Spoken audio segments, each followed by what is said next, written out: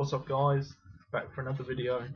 I'm a bit late to the party on these two subjects, I suppose now, but regardless, it's still got to be said.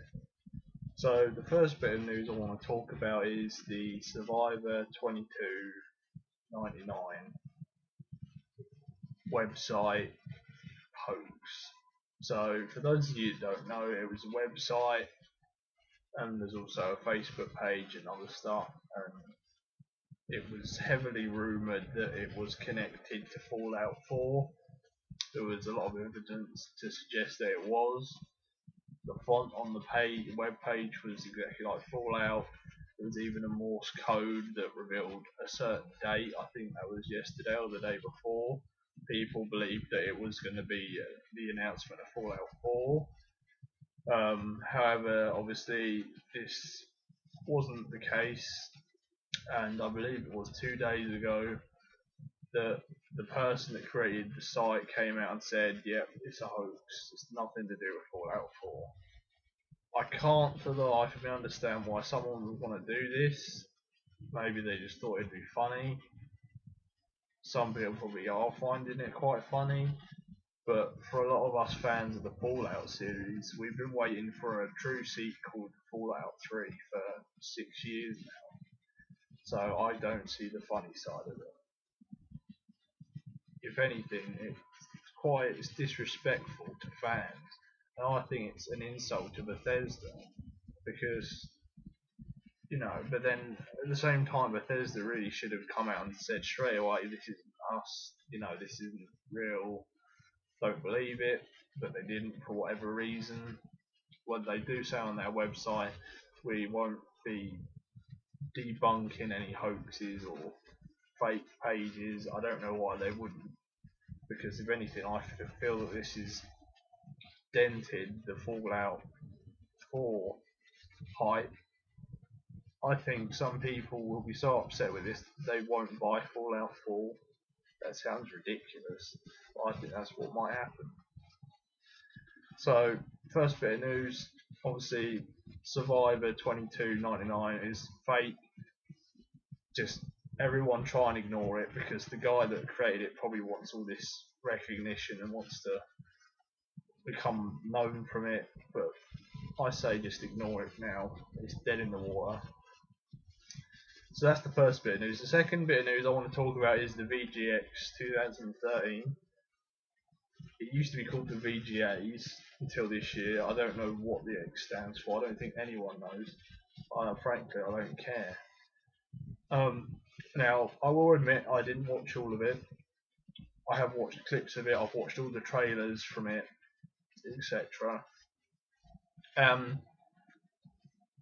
From what I can make out, it really wasn't good. I don't see the point in it. All they did was release a few trailers that haven't been seen before. One announcement from Nintendo about Cranky Kong being a playable character in Donkey Kong Tropical Freeze. Nobody cared about that. Everyone was expecting a Super Smash Brothers character announcement, or Zelda, or stuff like that. But no, nothing like that. Just playable character in a game. What else? One of the hosts, Joel is his name. I don't know his second name.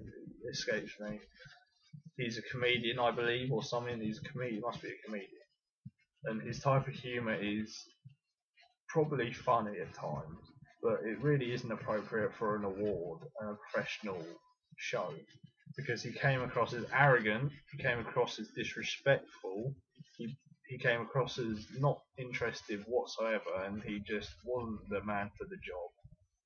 All he did for the whole 3 hours was just insult people, from what I can tell. What's the point in that? Some people find it funny, but I find it disrespectful to gaming in general. And it's not on. Gaming needs help to be taken more seriously. And when people like this come along and make the whole thing one big joke, it's not acceptable. No one's solely to blame for the failure, but the people that were in charge of setting it up obviously didn't do their research well enough, and it's just not acceptable. There aren't many award ceremonies for games, certainly not compared to TV and acting and whatever. And when things like this happen, maybe we shouldn't, maybe gaming shouldn't get an award ceremony, because if that's what's going to happen, then it's pointless to do it. So, last week really wasn't a good week for gaming. First of all, we had Skull Kid announced as an assist trophy. That was a disappointment. Then we had the Survivor 22.99 hoax. That was a very big disappointment. And then we had the VGX falling completely flat on its arse. So last week really wasn't good for gaming.